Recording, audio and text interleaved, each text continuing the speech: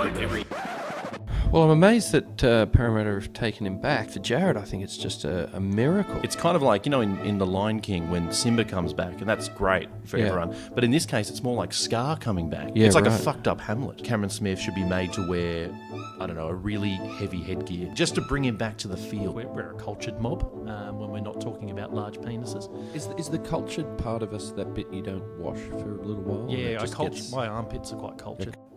Welcome to the latest episode of The Voluntary Tackle, the only NRL podcast that wanted to see Roger Tuivasa-Sheck's wife give birth on the field, and then its placenta kicked for goal. I'm your host, Aimon Brown, and today on the show we'll discuss all of the latest games, but first I need to introduce the other two members of the trio that was once described by Ray Hadley as a boil on the arse of the NRL that desperately needs some lancing. Of course I refer to Chip and Xander. Welcome, lads. Cheers, mate. Great to be here. How have we seen, we should probably tell the listeners that we're recording this show directly after the Canterbury Tigers game. Hardly an entertaining affair, but how have we seen the rounds games so far? Well, I thought Canterbury and the Tigers really was the matchup of the week. We all made a big commitment to be here for that game. Really, as far as high-end football, just couldn't go past it. So define high-end football for me. Is that just in terms of the salary cap them being expensive? I think it's more the amount of drugs you need to take to be in a position where you think it's a high-end game of football. I think you're right, yeah. You'd have to take quite a few lines to think that was a high-octane game. Yeah, I've gone into a fair bit of debt. I couldn't cover the upfront, so I'll need to move some product. So I guess what we're alluding to is it was a very dour game, wasn't it? It didn't have a lot of highs. Had a lot of lows, to be fair to it. A lot of forward passes. A lot of forwards. Not all of them called. No. Plenty of drop balls that weren't. As well. Terrible options taken in the fifth tackle. Can we take that? Can we start with an early gripe, gents? And I know that we're all, I think, in general agreement here. A lot of drop balls at the moment are called knock-ons, regardless of the trajectory of the ball. Would that be a fair thing to say? It seems to be a lot of them called. I think we're at drop ball rules. It's something I've been railing about, I think, for probably the last 10 years, that like rugby league, at a certain point, it just seems as though they decided that if the ball hasn't physically been thrown back, it's a knock-on. When did that start happening? Because it is called knock on. I think it's crept in over the last couple of months. Definitely this season it's gotten ridiculous. It's been like this for years. It has been coming for some years. And look, I think the standard of refereeing over the last couple of weeks has been a shocker. I think we're going to need to get some heavyweight political support to delve into this issue at some point during our podcast. You make a good point, Chip, because a very exciting addition to the podcast today will be an exclusive interview with Mark Latham.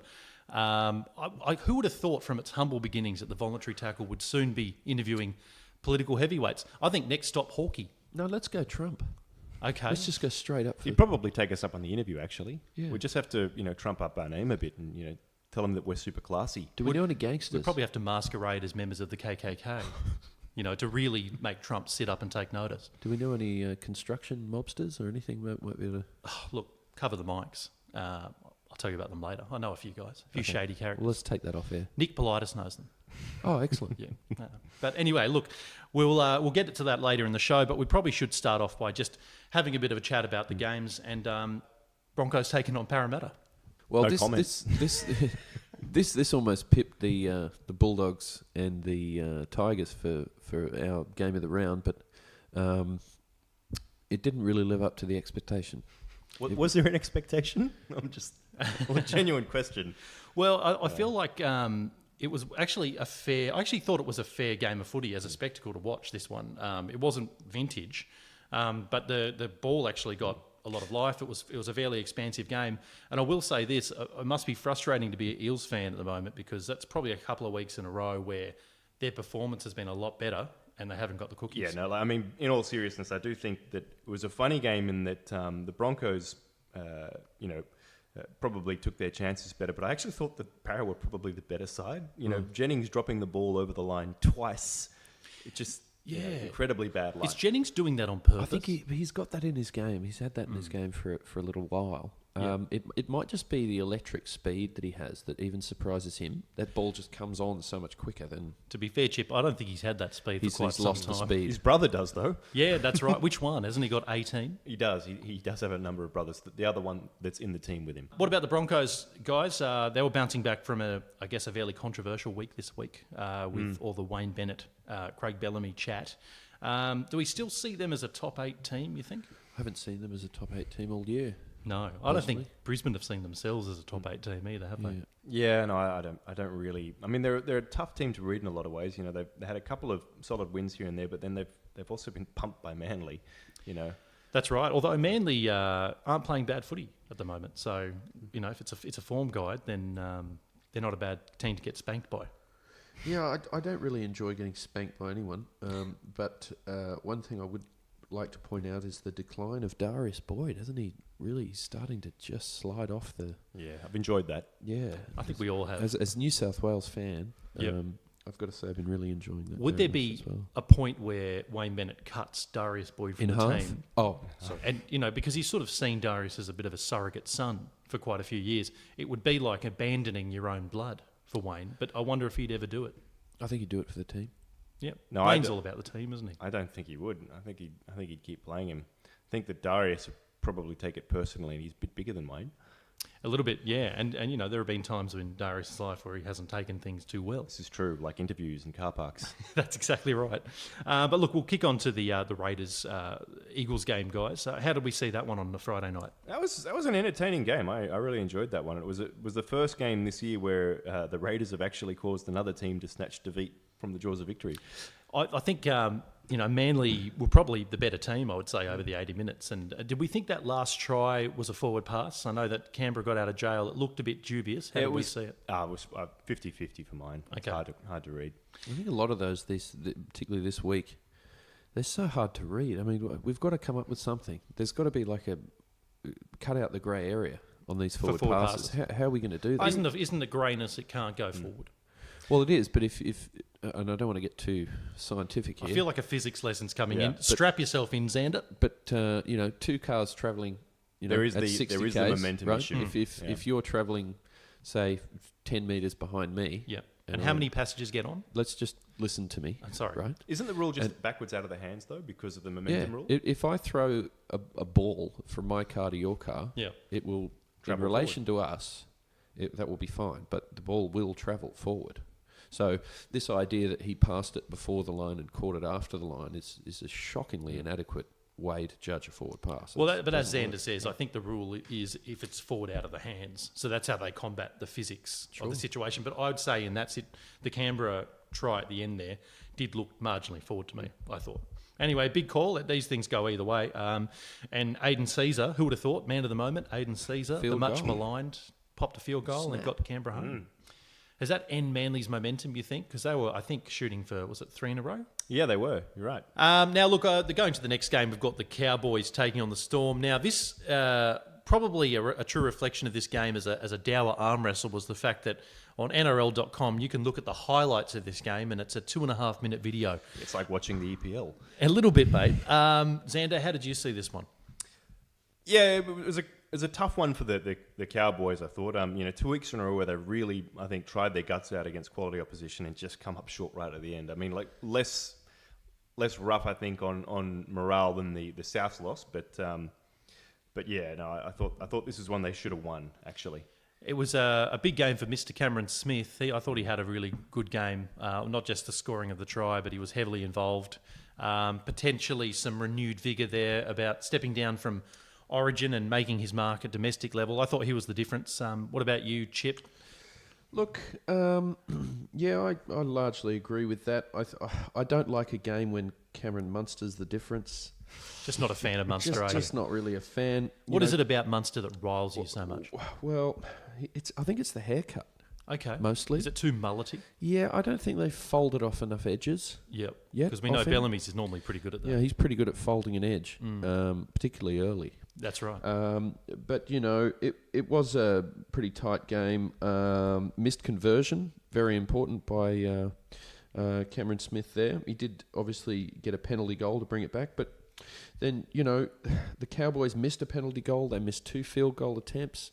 But they also have that no try on the 5 minutes to go. That's right. Running behind. I thought there was a dubious, ruling. I didn't think that was really too much of an obstruction. Run behind a teammate, anyway. Isn't there was that one the of way those in the Roosters game as well. Yeah, exactly. I guess that's the way I've sort of grouped the Cowboys at the moment along with the Eels in that, as you said, the effort levels is there, but they're just not getting the results. And those little calls seem to, go against you more often than not when you're struggling. I don't know. It's probably a statistical algorithm that says it's all down to chance, but you're such a stickler for maths, Xander. It's just so frustrating. But do you think that the Cowboys, is this too early to say that the Cowboys season's over? No, it is.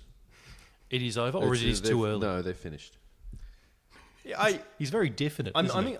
I'm inclined to give him a chance. I do think that 2 weeks in a row they really should have beat South last week. They really should have beaten Melbourne this week. They just didn't get the rub of the green. Those are 2 really good sides. Yep. If Thurston starts to seriously fire and they start getting a few calls their way, back into the season they could be a force. I mean, I'm not willing to write them off just yet. If and when could be and might not be. I don't think so.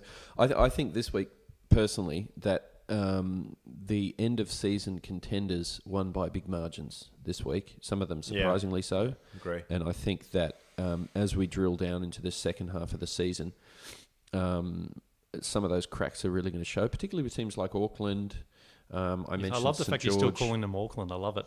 It's such a throwback to 1995. I don't like them having a whole country to choose from. It's a bit bullshit, isn't it? That's fucked. I do it's think worse than Brisbane. From an NRL whole of game standpoint, it's a bit silly too because ultimately you want a couple teams in New Zealand, maybe even 3. So just give them Auckland and let them have that identity. Well, I don't think the Warriors are very happy about taking that stance. They want all of the country. They do. It's not working for them, though. Not really at all. Now, look, the Roosters finally clicked into gear in the second half against the Titans, beating them 34-14. This was the emergence of Teddy, guys. He had a really big second half. Is it too soon to say he might be finally starting to click at Bondi? Well, one game probably is a bit too quick, but it's promising given he hasn't had the best start to the season, don't think. But we saw some of that West Tigers Teddy running, Brokenfield running yesterday, where he had a couple really big breaks, creating chances. Yeah, I was impressed. Yep, I think he's starting to tighten up a lot of those. He's another one. He moves at such speed that if you just get it slightly wrong. I think the wheels do come off quite spectacularly. One thing I can say about him now is that his running through the middle of the ruck, just catching those tired forwards, he's starting to look really dangerous there. And he's also starting, I think, to fit in a bit more with the style of playing at the Roosters, which is significantly different. Someone was saying last week that, when he was at the Tigers, he pretty much did what he wanted. Whereas at Roosters, they're a bit more structure. You've only got these certain spots where you can shine, and I think he's starting to warm to that. I'd agree with most of that, mate. I actually thought that Bryce Cartwright had an amazing game for the Roosters. I think he came on and dropped about 15 balls. He threw about 8 forwards, and at one point did a belly flop for no reason. Do we think his career might be finished now? He basically killed the Gold Coast Titans on the weekend. Well, I think he's actually has a some kind of quota with Sportsbet. He's actually trying to level up those odds. Right. Now, just to be clear, we should be really careful about not creating an aspersion that he's committed a crime if we have no evidence. Yep. So what are you saying?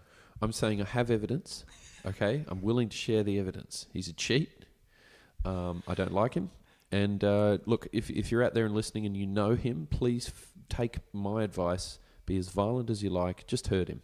All right? Okay. Just so you know, the voluntary tackle does not endorse any opinions of Chip Jones. Just he's him. just present on the podcast. They can't get rid of me. Just tell people to run at him because he's not going to tackle them. That's for sure. He'll throw his arms out, but... That's the thing. If he ever got into criminal trouble, Bryce, the police would round him up pretty quickly, I would have thought. He's never really gotten away from anyone in the last couple of years. But the Roosters, it was a powerful second half. I thought Cooper Cronk played well, a couple of our key forwards, Jake Friend, Tiki Aho, and... Tedavano. Tedavano is very good. Yep. And I thought as well, Victor Radley, it was a return of Victor Radley, and it's like he picked up where he left off, wasn't it? A couple of massive hits. Hungry. Yeah. He looks set up hungry. a try. Yeah, he really sparked the second half, didn't he, with that first try? He didn't do anything particularly exotic. It was just running hard at the line and passing, and we scored. Funny that. I liked seeing Michael Gordon running around for the Titans, I must say, to give him a bit of a credit where credit's due. He had a reasonably solid game, not too many errors. Just on Gordon, Chip, it was funny because, as you said, he's normally a pretty flawless fullback, doesn't make too many errors or miss too many tackles. Twice, Bryce Cartwright fucked him over.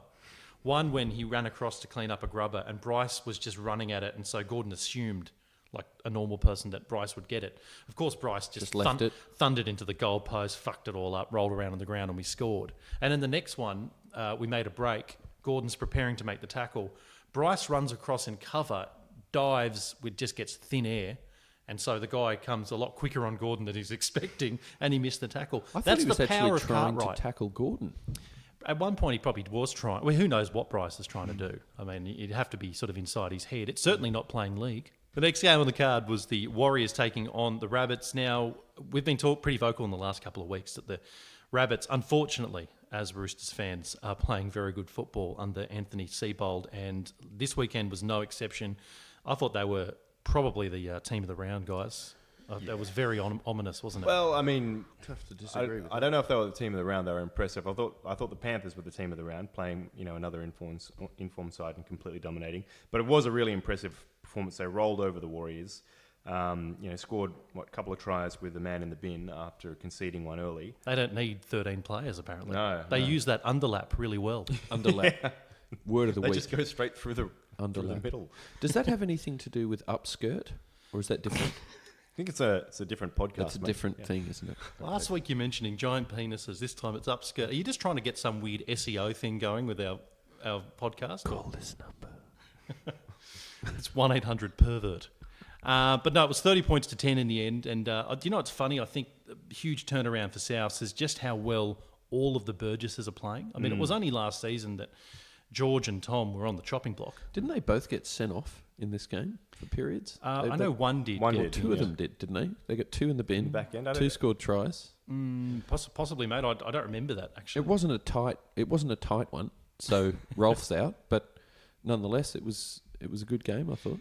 Well, it was, they were very powerful, and I guess the big thing is that George and Tom have both learned to catch, and we all know that when they can hold the ball, which historically has not been very often, that they're very dangerous. And this year they're scoring tries. They both scored, I think, a try each on the same spot. Do you put that down to advances in Velcro technology, or how have I think steroids actually is probably the technology that you're after. Is Chip suggesting that the Burgess boys are using grip ball?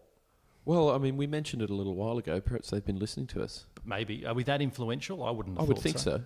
That the Burgesses would sit down every week. Well, it's not even every week. No, of course. No, I take your point there. They wouldn't, but they would have someone explain to them The concept of the catching. concept of Translating it into English exactly from whatever what it we is were that they talking speak. about. I've heard them interviewed. It's kind of hard to Oh, it's understand. some kind of Mancunian dialect, isn't I it? thought it was Mongtard. I Yeah, think Mongtard officially is it Is is. it right, Mongtard? actually, Yeah, Mongtard. Yeah, they're fluent Mongtards.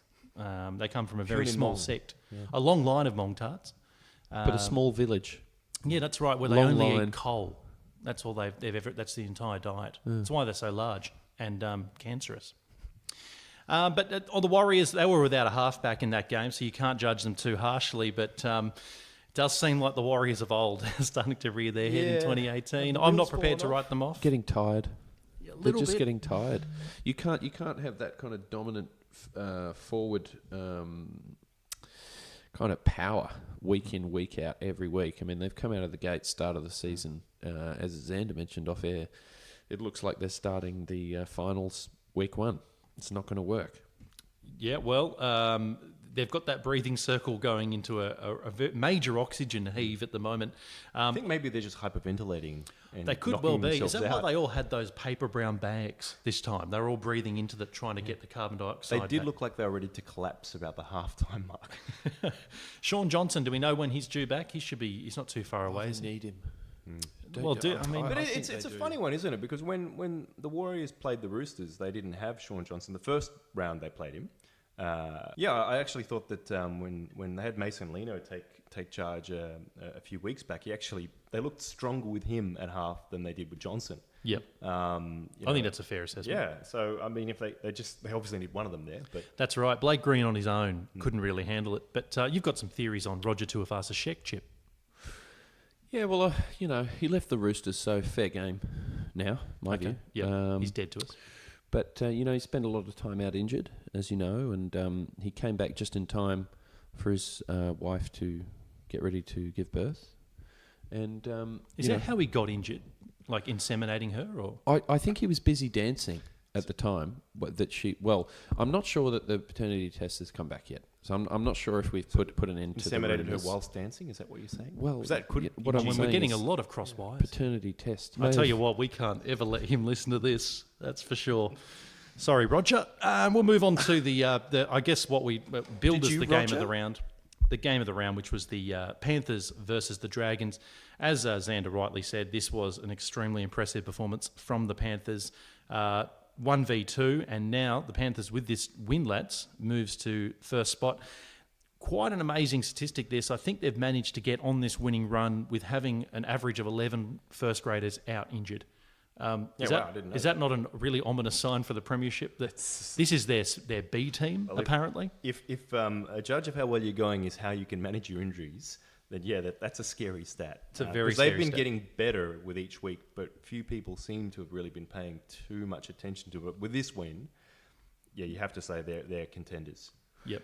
What about you, Chip? How do you see the Panthers so far? Do you think they're a real shake for the premiership? Look, I know it will sound funny. I can only go off my feeling. I can't tell you why. I'm not totally convinced yet. I'm very impressed with the way they've been able to show that consistency, and obviously with Cleary back now, big fan of Maloney, very good player. I wonder if they're going to be able to maintain that kind of consistency through the second half of the season, and particularly in that last 8 weeks of finals footy. They're going to be pretty Origin affected, I'd imagine, as well. Yeah. They probably have quite a few candidates. They're halves for sure. In terms, I think they'll go far in the finals. I think looking at the other sides, and the other big contender, in my view, at the moment seems to be South. South seems to have a more consistently lethal attack, specifically on their left edge. That sort of quick hands decoy play that they do is, I think, produced a try or two almost every game this year, and no one seems to be able to shut it down. And the Panthers, whilst they're really impressive, they can make some poor fifth tackle decisions. They don't have anything that's quite that effective or slick in their arsenal, I don't think, that they can just pull, go to. Have they really been tested yet? I think is the other you'd have question. to argue if they've had 1v2, they ought to have been tested. Well, they ought to have, but it wasn't really a testing game for them, was it? It is very quality opposition, though. That they made to look pretty silly. Well, exactly right. Like, it was a real arm wrestle. Like, at half time, you still would have said you couldn't split them, I don't think. Fair enough. I tend to think that they are extremely good. They're a very powerful team. I find this Panthers team defensively, when they hit, they really hit teams. They stay hit. They're very powerful, rugged defence. And then they've got those guys like Maloney and Cleary who can manage the game, some really dangerous outside backs. They've got a certain aggression to them that sort of says they'll do well in September. That's one thing I will say, is that Maloney has the temperament for finals football. He manages a game better than anyone else. Well, he's been in virtually all of them, hasn't he? Yes. Has he ever been out of a fucking final series, that guy? Seriously. Wherever he goes, he just makes finals. In the first year in particular, he wins grand finals too, doesn't he? That's right. So I think he's been in 3 grand finals for 3 different clubs. Yep. I mean, too many people can say that they've done that, and he's won 2 of them. So he's definitely a winner, James Maloney. On the other side of the coin, we've got the Dragons, who bolted out of the blocks in 2018. They're still going well. I'm not prepared to say that the wheels have come off, but I guess people are starting to see them as a little bit fallible now. Ever since that Melbourne win, which seemed to be the apex of their season so far, they've looked a little bit shaky. What do we put that down to? Has the sheen come off a little bit, do you think? Well,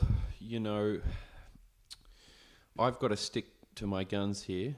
I called it a few weeks ago, maybe a week early, but I think they're in a decline now, in all seriousness. Look, I think Ben Hunt will keep them in the hunt, not to be too smart about it, but I think he is a quality player, and I think he's kind of... I think Brisbane miss him more than maybe any other player this year, but just down to his... he's very level-headed. He's a very well-rounded football player. Except when he's catching kickoffs. Then he's a bit shaky. Except at the kickoff. But I mean, look, let someone else catch the ball, mate. Yeah, just let it go.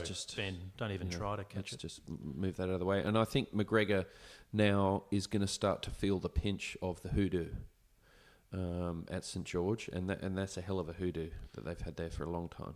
What's the hoodoo you're referring to? Them not starting well, looking like contenders, falling away. Yeah, they certainly did that last year. Although they've had a few years where they've just started shit and stayed shit as well. They have stayed shit at times. They've been consistent, but they haven't been consistently good. I don't think in 30, 35 years, maybe, something like that. Well, they won a premiership 2010, and yeah, that was sort of a highlight in a sea of sort of shit. mediocrity. Yeah. So, yeah, I think it's a fair assessment. I think also shit stains white jerseys a bit more. That's true. Yeah. Yep, the red V starts to lose its shine, doesn't it, when there's I tend to a think motif of feces about it. most of their fans dress in jerseys like that, though, don't they? Well, I feel like every podcast we bash the living shit out of Dragons fans, and I'm not sure why. I've got nothing really against them. Maybe we could. I can sense that, Xander.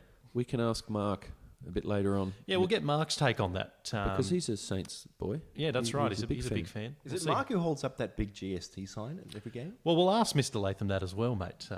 Just coming up towards the end of the show, just a reminder, if you want to hear Mark Latham's thoughts on the game of rugby league and his gripes with the refs in particular. Isn't it STG? It is, but there's a guy at every single St George game and has been there since 1996 that holds up a sign that says GST. It stands for, and it says Great St George Team. Oh, okay. Yeah. Well, perhaps that Great St George Team would be GSTT. Great St George GSGT.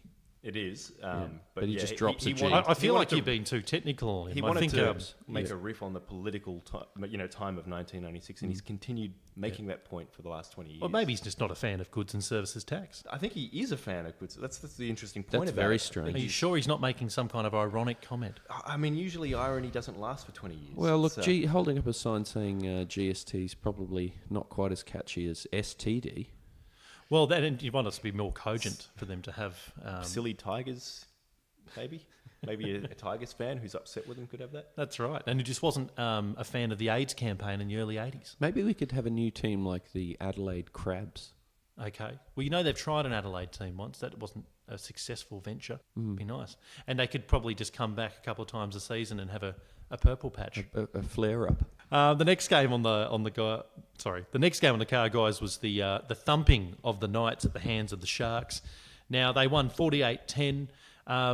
The Knights seem to have fallen in a bit of a trough. I think SKD went back to his bad old ways and dropped a few balls. I think he dropped 2 kickoffs, which certainly doesn't help. But when you're getting caned 48-10, it probably doesn't matter in the end anyway. I'll just get the rest of that. So I appreciate that, mate. I particularly like the reverberance of snot within the left nostril. Do you want to hit on that?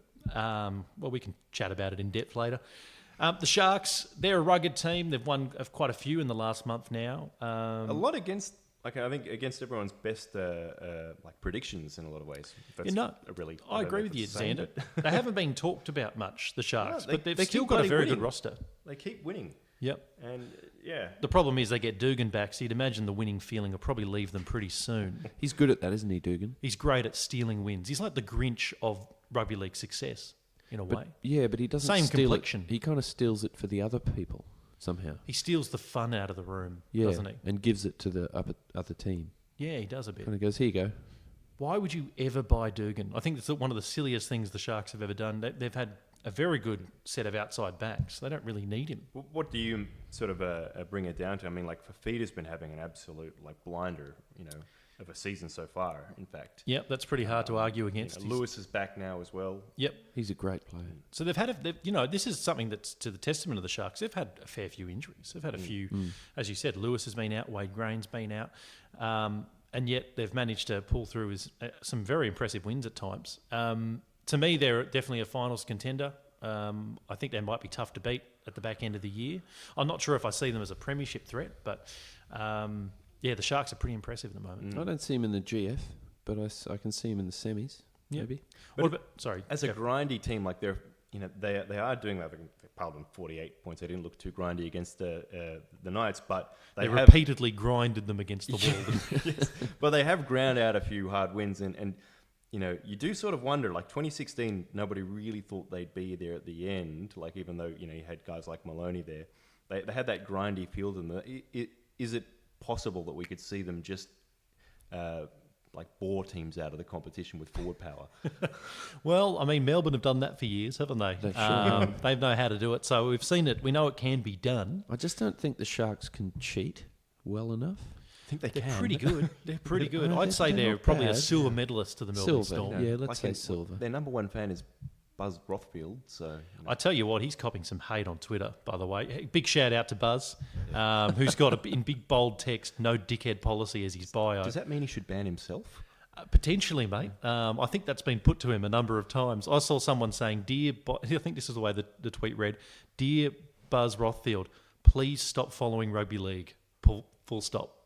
And then I think it's got about 300 retweets. I think that happens every morning, doesn't it? Could we do a tweet to try and get Phil Gould off the fucking commentary somehow? Not a fan of Gus on the commentary. He's been very negative, Isn't he negative? And one thing about him that I don't like is he calls the negativity before it happens. Like, he almost wills teams into fucking losing somehow. Yeah. He's just such a buzzkill. You're right. He does like, have a tack on a particular team each game, and then from then on, every mistake they make, he uses to reinforce Exactly that. right. Yeah. And if they do something good, it's like, oh, well, in spite of being shit, they've done, yes, but they'll fuck it up in a minute. There we go. Have you seen sometimes, though, when he's bagged the crap out of a team and for whatever reason they've just come out and fired and destroyed the opposition in the second half, he has usually not really... He's never really backtracked on his position. No, he's he looked never for any concedes. other possible excuse as to why. Yep. And then just directs his attention to the other side and gets more angry at them. Yeah, For making them look because like a they fool. couldn't beat the team that was so shit. Yeah.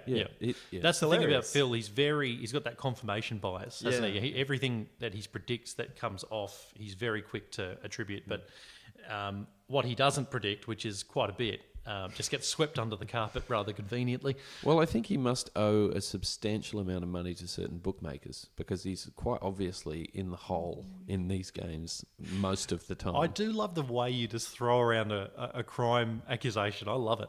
There's nothing illegal about gambling. He's also a member of the Gambino crime family. See, that would be illegal. Now, the final game, guys, that we alluded to earlier in the show was the Tigers taking on the Bulldogs. Never scaled any great heights.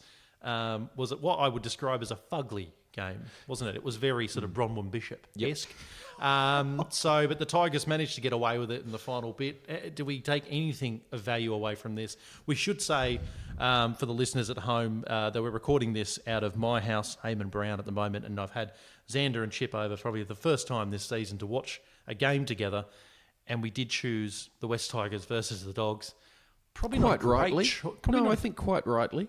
Okay. I disagree with that. I don't think we should have chosen that game. Okay. Well, I'm with you, Xander. Why do you think it's quite rightly? Well, look, in the Bronwyn Bishop of all games, it's nice if you can still land a few helicopters in the ground, Okay. and there were plenty of seats there. There were a lot of seats, although it was actually a healthy-ish crowd. But of course, at was. Homebush, you never fucking know because it's a 300,000 And capacity. let's be honest, anyone showing up to Homebush is not healthy. No, so they're usually anemic, kind of.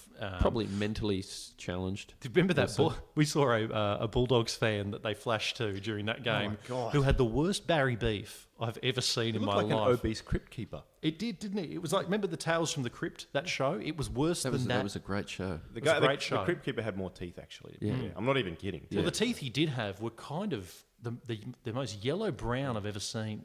Looks like he lives on more Coca-Cola than Kyle Sanderlands. Welcome back to the Voluntary Tackle. Now, being the sort of social media boffins, lads, that I'm sure we all see ourselves to be, we put out our first poll on Twitter today, and we asked our listeners who would be the best New South Wales State of Origin skipper. Now, we put forward a few candidates that we thought might fit the bill. Obviously, we've got the incumbent Boyd Cordner. James Maloney, We I think, threw in was in James there. Maloney, yep. We put Jake Trbojevic, who's my tip. And I threw in a fourth option, Wade Graham, who evidently didn't get a lot of traction. And the results are in, guys, and it's overwhelming. Boyd Cordner with 58% of the vote. Do we agree with that? I feel like... no, I mean, personally, my choice was James Maloney. feel like as such an incredible game manager at the moment. The way his decision making has been impeccable, and I do feel like he'd be good at leading around an Origin side. But I also do feel a sense of responsibility because I did retweet this from my very Roosters-centric Twitter account. Do you think you might have skewed the data? Have stacked the data somewhat with the people that followed it, but anyway. So you've news limited, effectively stacked the data against your choice. Yeah. Worth going over that again, perhaps next time for when. Well, at least it was inadvertent, and there was no sort of callousness involved. That's true. The funny thing, I mean, about it is that I think between the three of us, has any of us actually had Boyd Cordner as our first choice? I would have. captain? I would have, honestly, and I can tell you why too. Because Well, I hope you would. it's You just handy go, and on just a go, Boyd podcast, Cordner. isn't it? That's it. Flesh it out for us a little bit there, The Chip. cleft chin. Happily. And it's the same reason that Brad Fittler came out in the week and said Boyd will be my first pick in the team. And that's because he's a true team player. Boyd will run a line and get hammered all night and show up and keep doing it. And I think in your captain, you don't so much need the genius playmaker. And for myself, I see Maloney as a genius playmaker. I like him absolved of some responsibility to do his thing. From my captain, I just want grim meat hook determination, just forward all game.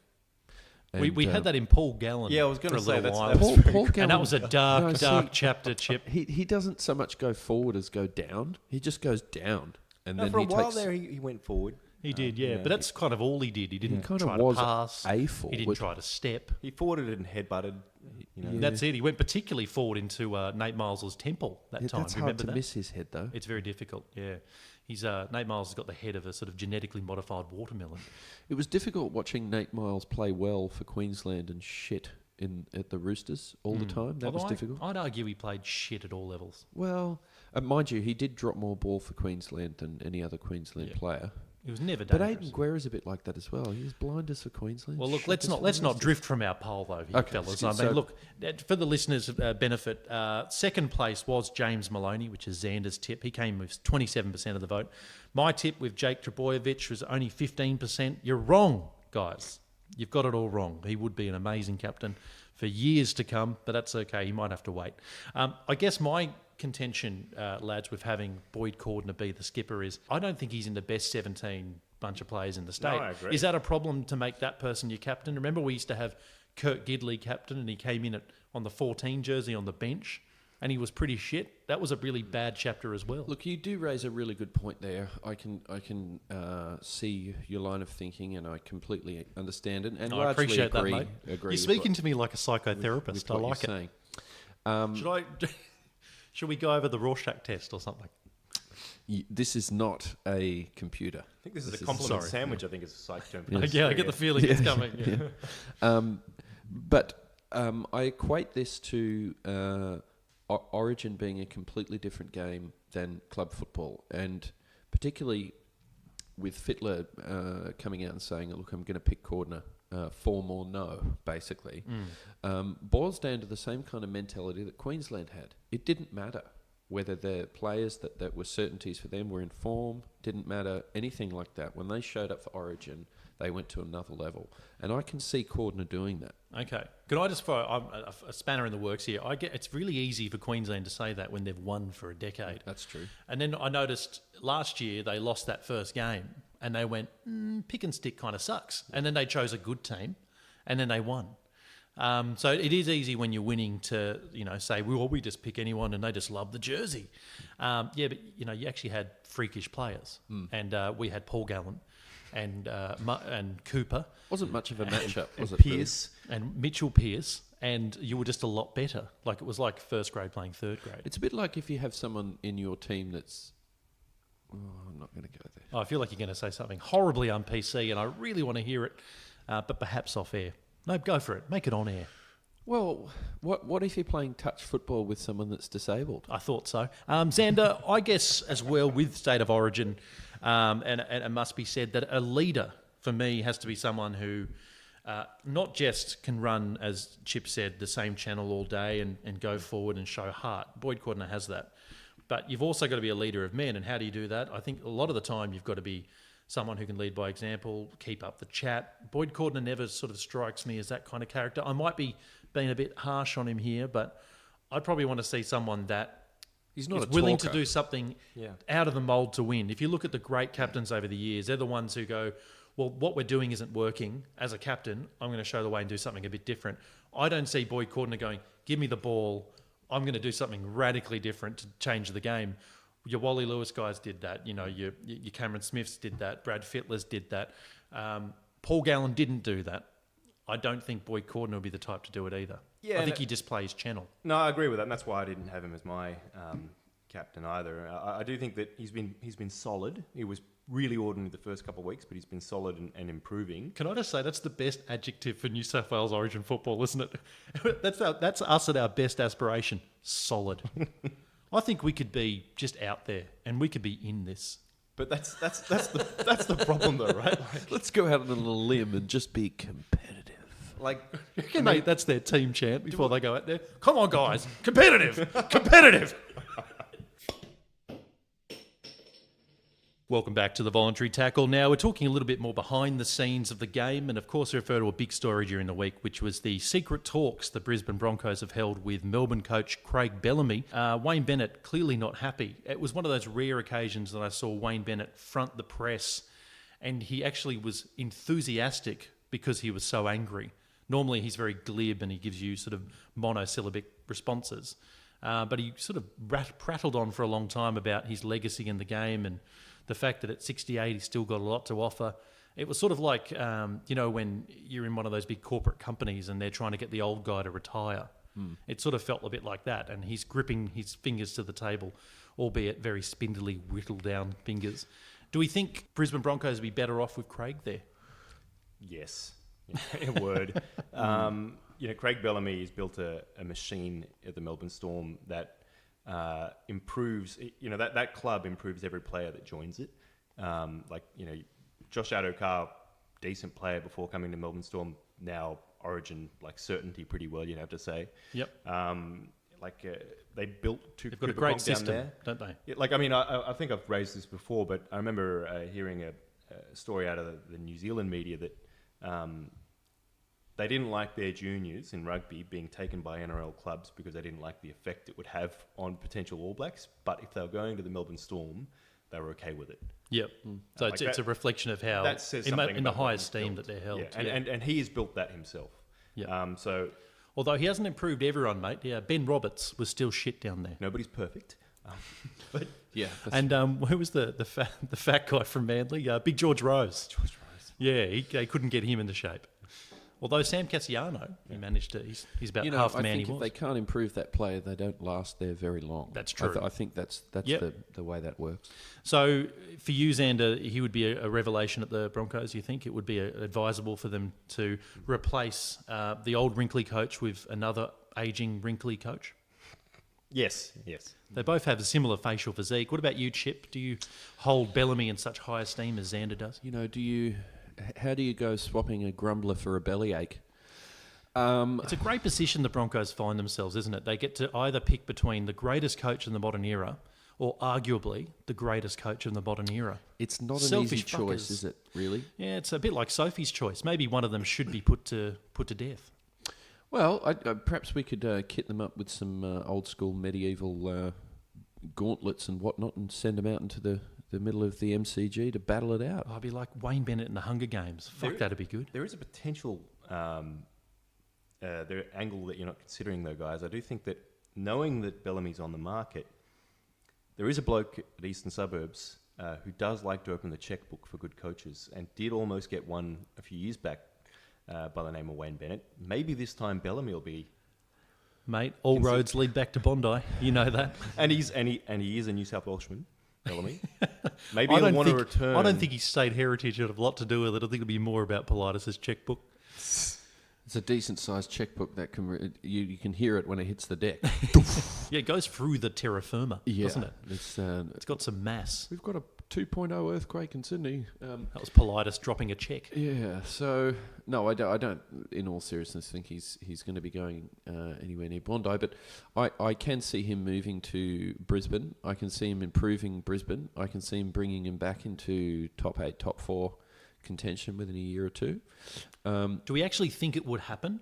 What's our gut feeling at the moment? I think it's going to happen. You think it's going to happen? Yeah. We know that he's been approached. We know that happened. But will Bellamy leave $5 million Melbourne? is what they're offering him. Is Craig all about money though? I've seen him in the coaching box when his team's not doing well. At his I don't age- think he gives a fuck about his salary at that stage. No, I think you've got to look at it the other way, and look at how upset Wayne is about this, and you can hear that usually when Wayne Bennett is defending a bad performance from his team, he's very minimal in what he says, as you mentioned before. Very Yep. one syllable, yes, no, don't want to talk about it.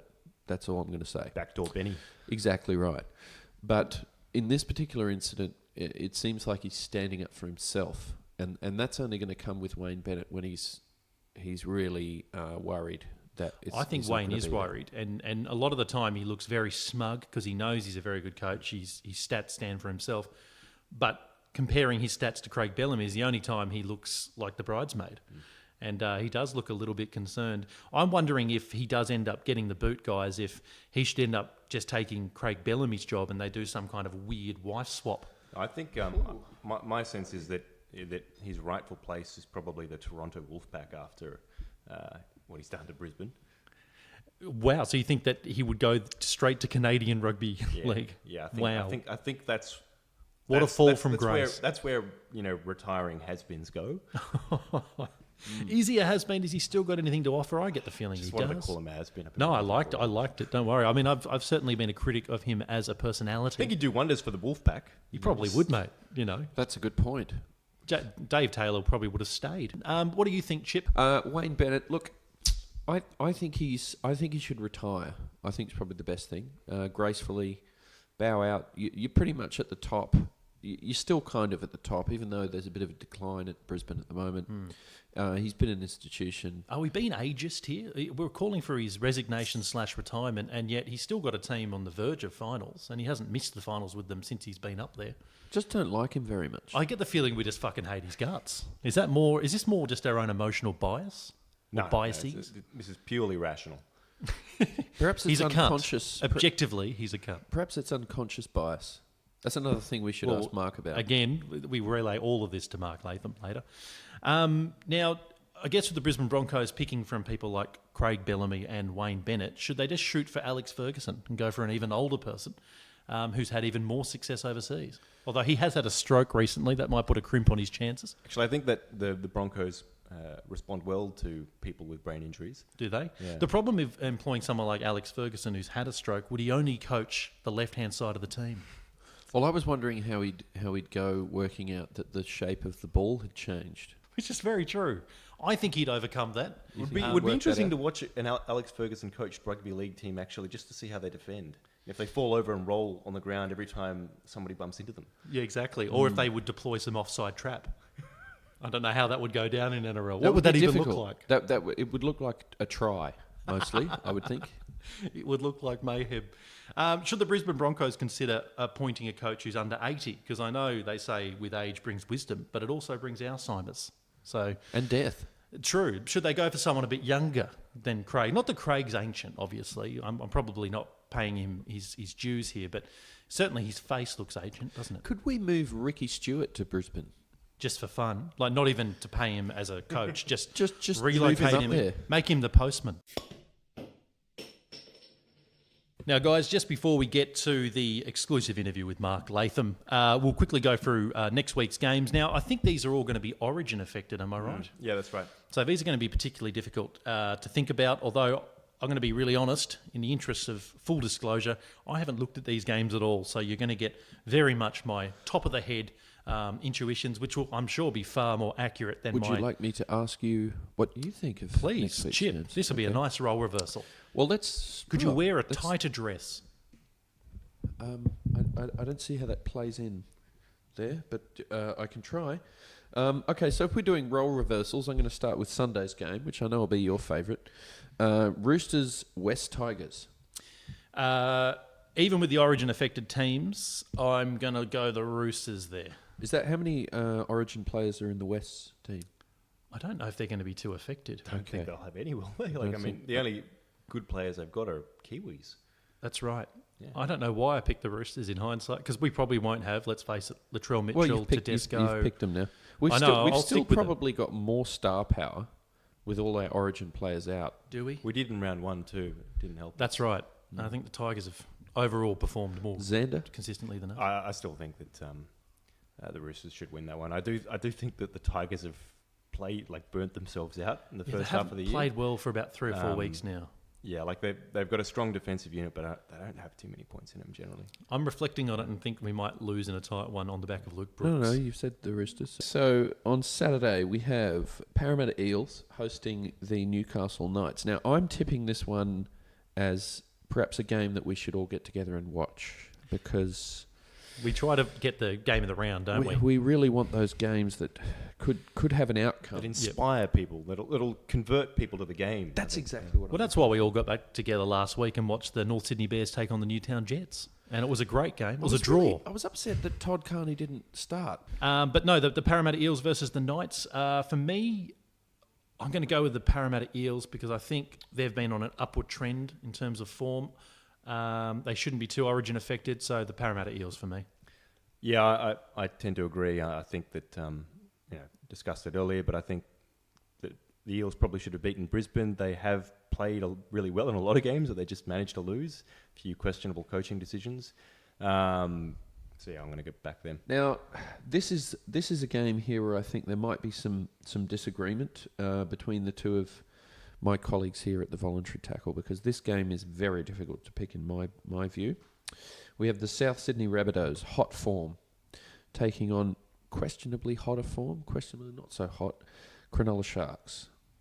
How do we see this game? I mean, it's going to be so Origin affected. It's really difficult to determine who's going to win this one. It's tricky because to me, I think Souths will be more affected by Origin in some way. You think they'll have Inglis will be out for Queensland. Is he retired from Origin? No. Inglis is going to be playing for Queensland. Probably Angus Crichton. Yeah, Crichton.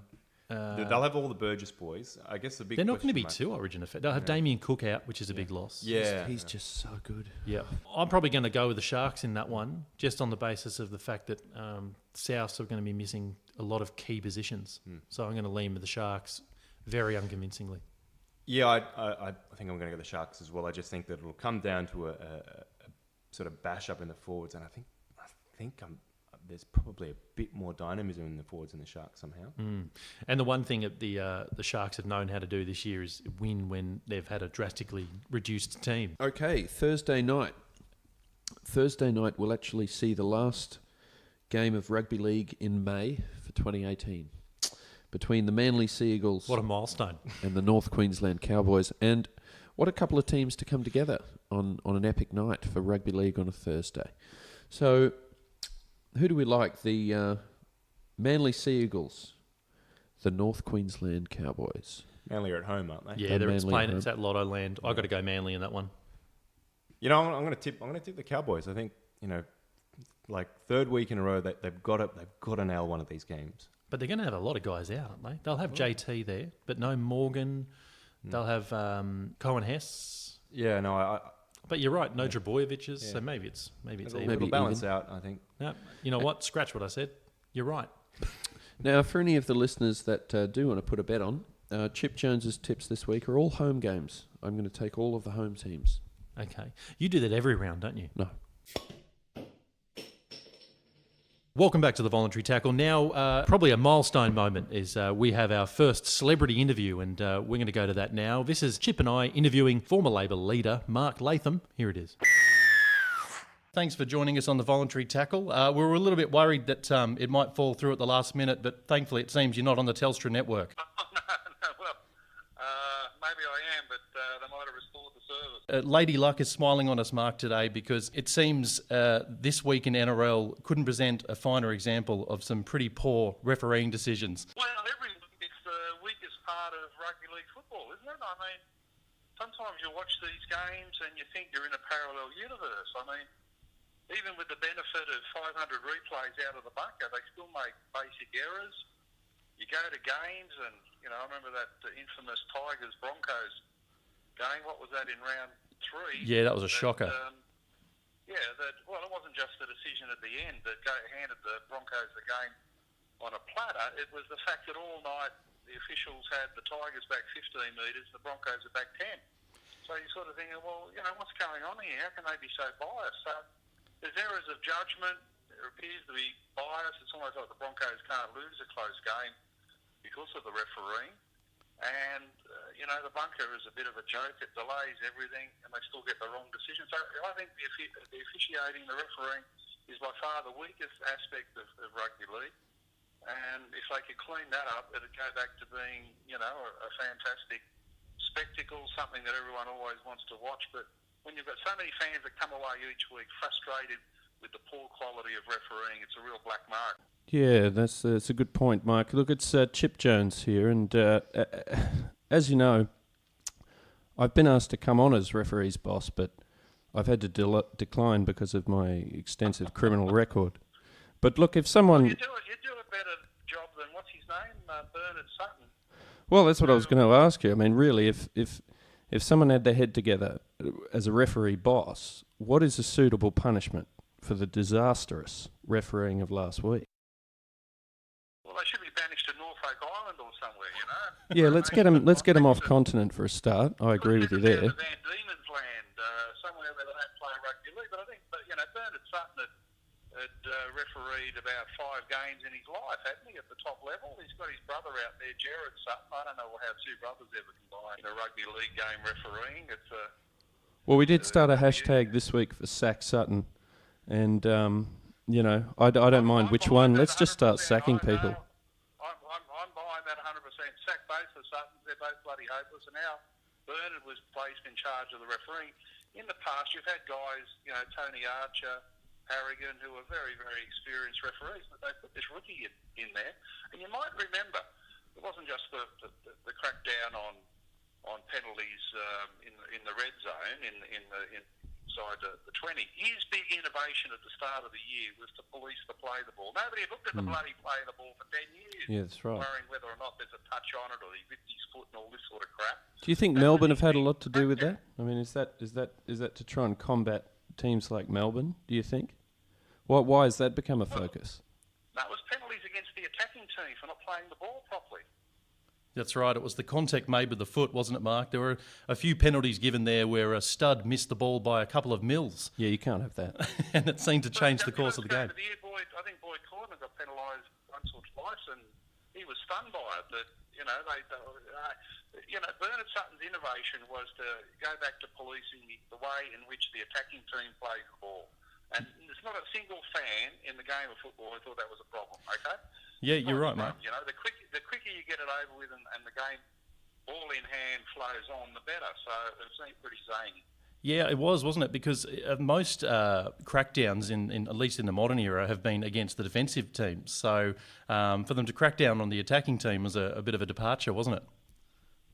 Well, it was. I mean, the defensive crackdown is fair enough. I mean, they should have been a lot harder on the Storm over the years, all these sort of wrestling manoeuvres they've introduced. It's been against the spirit of the game. I know we all praise Cameron Smith, but geez, in some respects, he's been the most unethical player in the history of NRL because completely agree with that. He's the same as a coach. But I will say, I think it's probably a step in the right direction that they have been cracking down and using the sin bin for the professional fouls because, obviously a lot of teams have been willing to give penalties away inside their 20, thinking, well, they won't take the 2, or if they do take the 2, then we're off with just a minor change to the scoreboard. So I think that's good. Yeah, I think that's a good point. The business about policing the attacking team is rubbish. The delays you get now out of the bunker, and even in the sin binning. The sin binning now is like sort of a slow walk to China, isn't it? It takes them 15 minutes to get off the bloody ground. I agree with you there. Another 15 minutes for the defensive captain to have a sort of seminar about what's gone on. The best thing they could ever do is put the captains in the sin bin as well, because all the spectators commentators want is for the game to flow, get on with playing football instead of talking. No, I agree with you, mate. I've actually, my old man's been a big gripe on just how long it takes. I was just wondering, back on the Suttons, when did the refereeing become so incestuous? I think there should be potentially some rules in place, Mark, to prevent brothers from sort of forming a cabal of referees. Yeah, I would have thought so. They used to have a system where Bernard Sutton would be in the bunker adjudicating on his brother's bad refereeing on the field. Well, it puts them both in a terrible situation. Like one that's brother's tough to probably deal with, isn't it, really? Christmas dinner here. If I keep on overruling this goose's decisions, I won't get invited to Christmas lunch. So, yeah, that seemed like madness in the first place, to have brothers obviously so close to each other, and if you could get the whole family in your pocket, you could tie up the whole game. So, you know, it just seemed like it was ripe for conflicts of interest, really, conflicts of interest, and that in itself was a pretty bad sign. Maybe they have trouble attracting good referees. Well, I think it's upsetting the players as well at the moment. You know, we've seen that Bring Back the Biff has finally erupted in NRL last weekend. Any fool who watched the royal wedding was deserved a punch in the mouth. The action was in Melbourne, and bringing back the Biff was just magnificent, wasn't it? Now, we know you're a fan of bringing back the Biff, Mark, and certainly if you've listened to any of our podcasts, we're certainly in agreement there. And for all the people to get hit, Dylan Walker, a perennial pest, it was magic, wasn't it? I reckon across the NRL fraternity, every player in the game was cheering on the fact that Dylan Walker caught one right in the scone. Well, it was rough that... He's got a big mouth. He's, as you say, a serial pest. I think every player in the game has wanted to line him up. And Curtis Scott, it took him 3 punches. Boy, in the end, he really whacked him.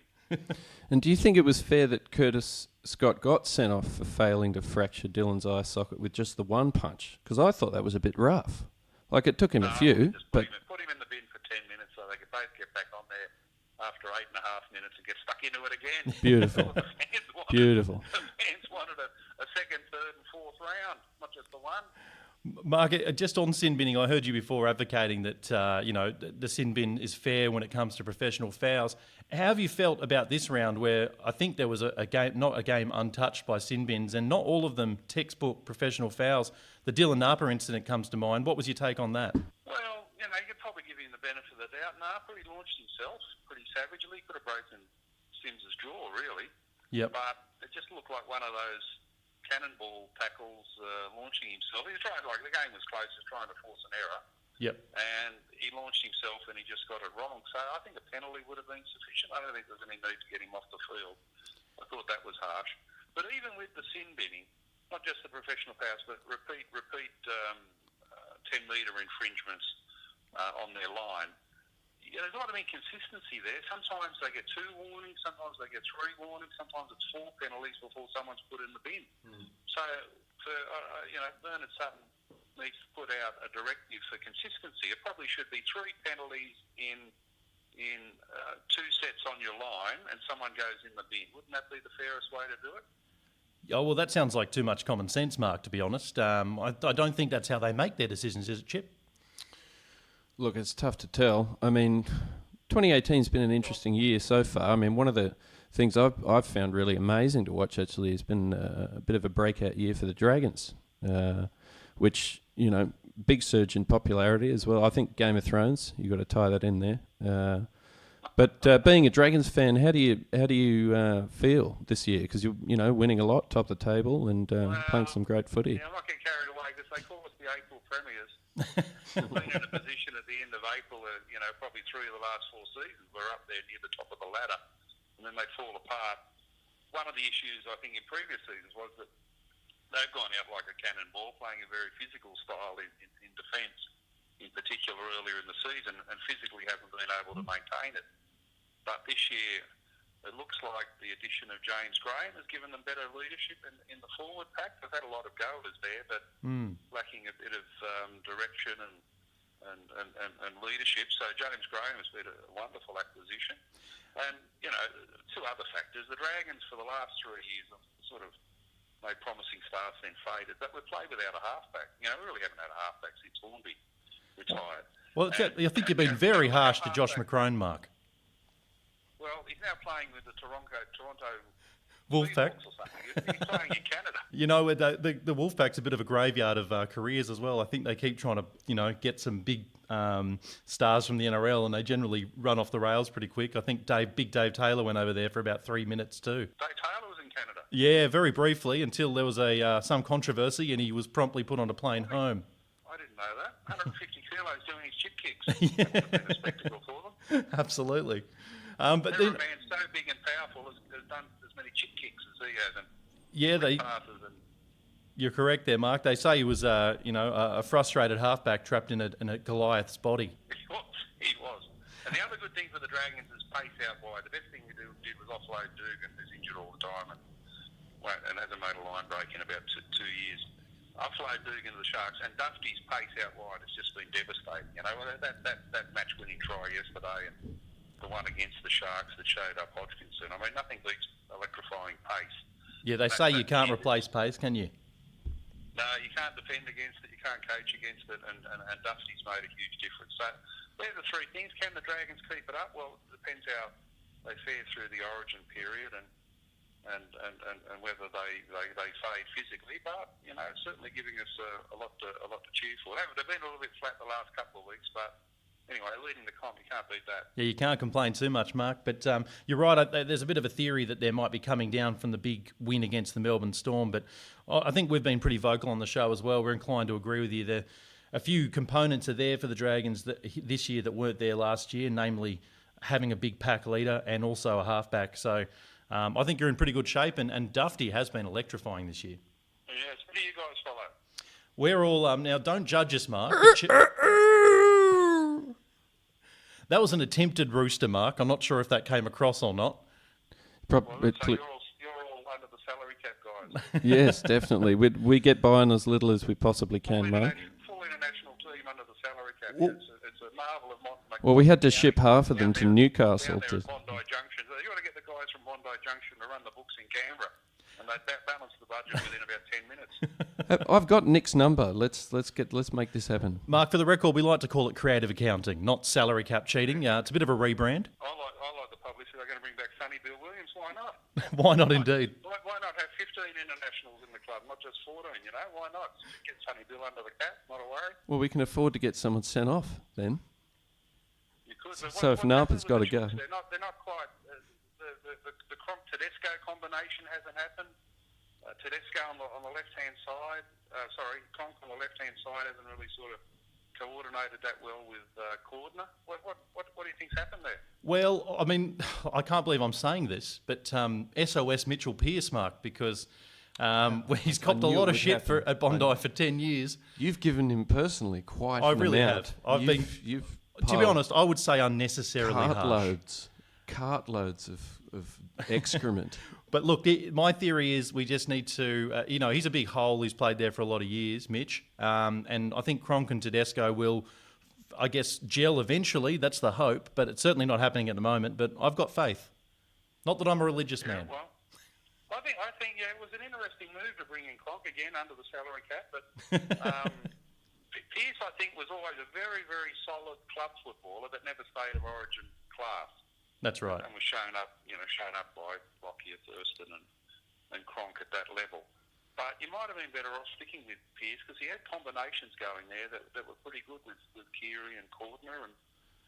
But Tedesco's also, probably lost a yard of pace. He's not as electrifying as he was at the Tigers. My elder sons are Tigers fans, and when they play at Campbelltown, we're always there, not far from where I live. Yeah, right. Tedesco's not the player he was 2 years ago. It's an interesting one on Teddy because it's not as though he's old. I mean, he's at the beginning of his career, really. So if he's lost pace now, I dread to think what he might be like in the twilight of his career. He may need a Zimmer frame. Yeah, he scored a try for him. He's scoring a try again for the Tigers. Well, he dropped his first chance for us, didn't he? He was very hard to contain. He just hasn't produced that at the Roosters. But you've got Latrell Mitchell there, who at the moment is probably the best back in the game. He's incredible, that guy. I agree with that. Oh, yeah, he's been destructive. Mark, just to segue slightly to the comp more broadly, do you have a hot tip for the Premiership? And remember, you're allowed to be biased in your answer, but if you can be as objective as you can, we'd love that. No, objectively, I said at the start of the season, the team to watch were the Rabbits.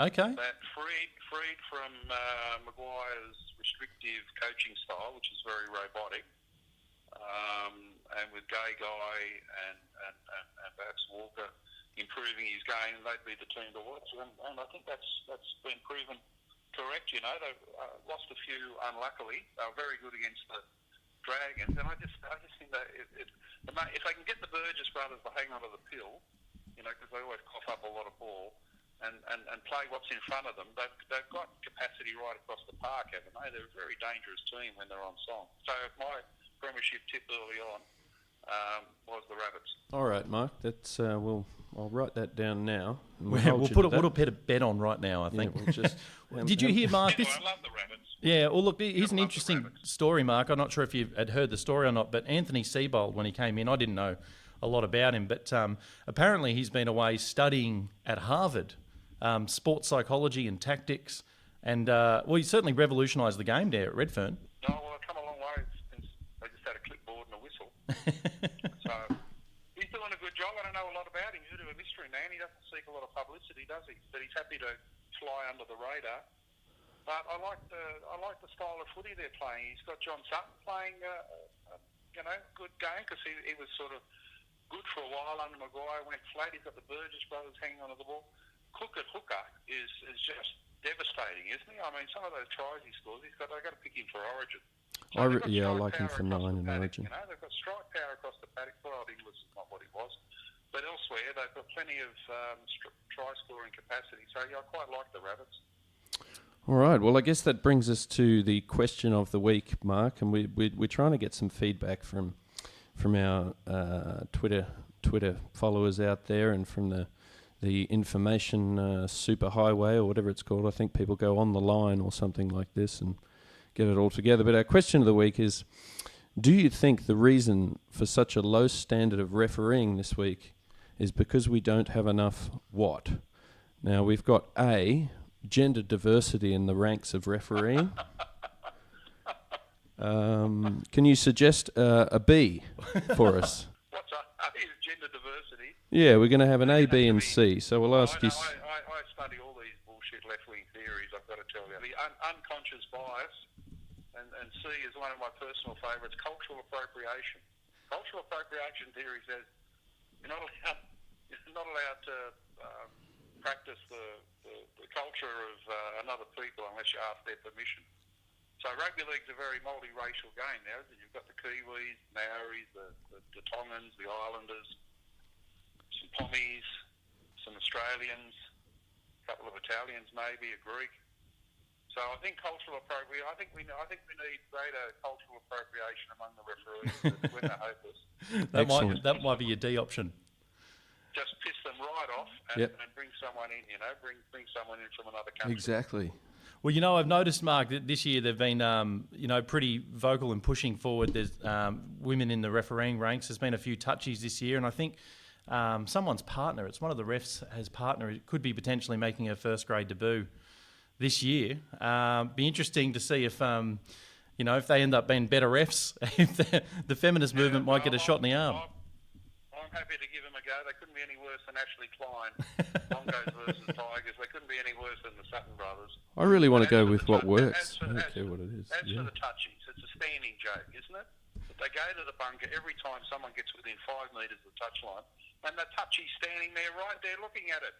I know. Millimetres away from where this bloke has got his foot, a metre inside the sideline. The touchie's right there looking at the bloody thing. He's got a better view of it than any TV camera possibly could. They still go to the bunker.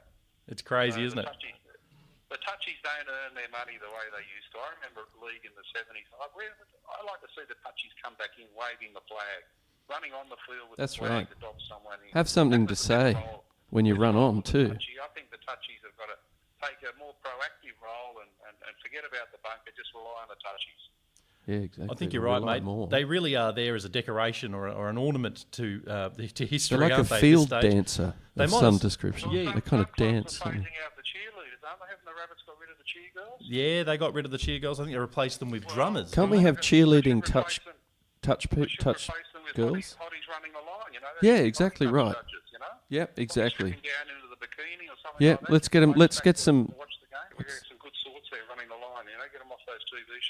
Mark, I guess, we always like these kind of scathing questions as well. They run it in Rugby League Week, and we have to ask you, who's your most overrated player in the NRL? Back in the day, there were some standouts like Braithen Astor.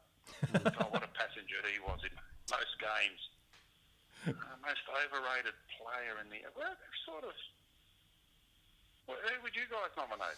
It's a good question. Well, I mean, I'm on the record as saying Mitchell Pearce, but... Yeah, you are. You picked it early, and now you're regretting it badly. At origin level, not I'll tell you who it used to be, Mark. For me, it used to be Nate Miles. I never thought he was particularly good, and yet... The head. Yeah, used to get man of the match after man of the match at origin level. It used to irk That me. sucked, didn't it? Oh, yeah. That was Nate horrible. Miles, the phantom shitter. Who's going to win Origin, Mark? Well, And why? I watch a lot of Tigers games with my son, and he's always bagging David Nosaluna. I think he's a bit harsh in that regard. He's always bagging Benji. Benji's copped a... You can't say Benji's overrated. He's copped a pizzling in the last couple of seasons. Probably Darius Boyd at the moment. He's hopeless, isn't he? Darius Boyd. He hasn't made a break. He couldn't run past his grandmother.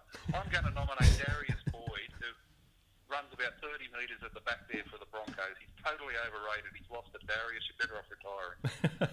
Well, it's funny you say that, Mark, because the big word is he's not going to make that Origin team, which will be... No, well, he shouldn't. You couldn't pick him ahead of someone on the wing. You couldn't pick him ahead of Gay Guy and Corey Oates, surely. So, what do you think that means for Queensland? I mean, how do you see the Origin series this year?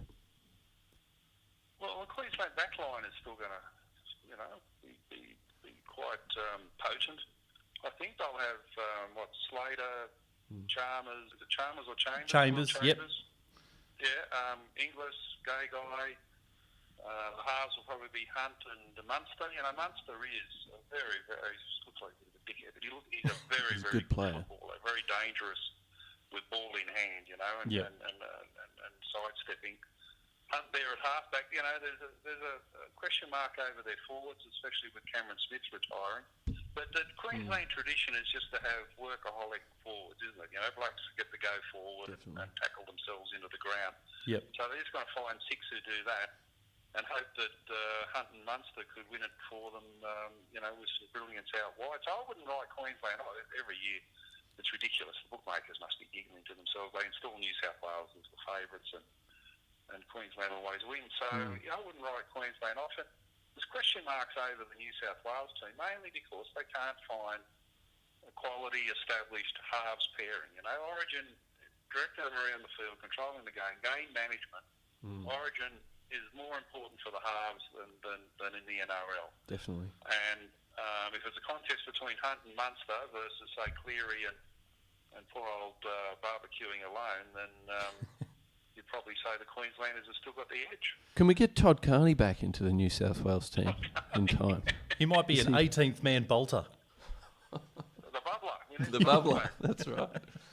I think we need a distraction, Mark. I think someone like Todd Carney could be just the kind of X factor to derail the Queenslanders, because they wouldn't be used to seeing him in the sky blue urinating on the sideline, would That's they? tough to deal with. Well, it'd be most surprising since Topolade played, I think. So bring back the bubbler. That's right.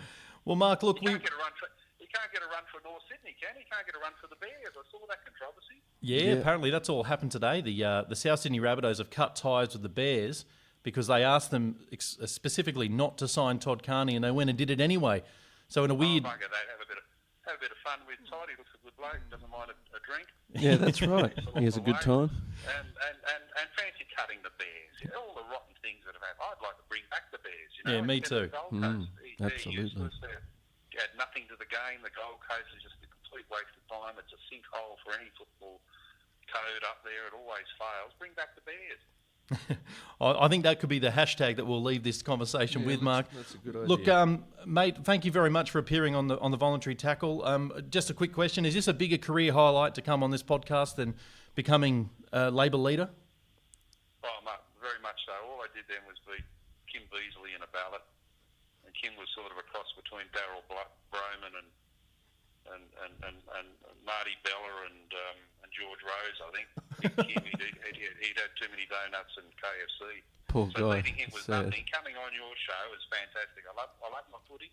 I Good love stuff, talking Mark. Footy with the mates and my son, who's a footy tragic. We get into it all the time. The Dragons are winning the comp. It's a fantastic time to be talking footy.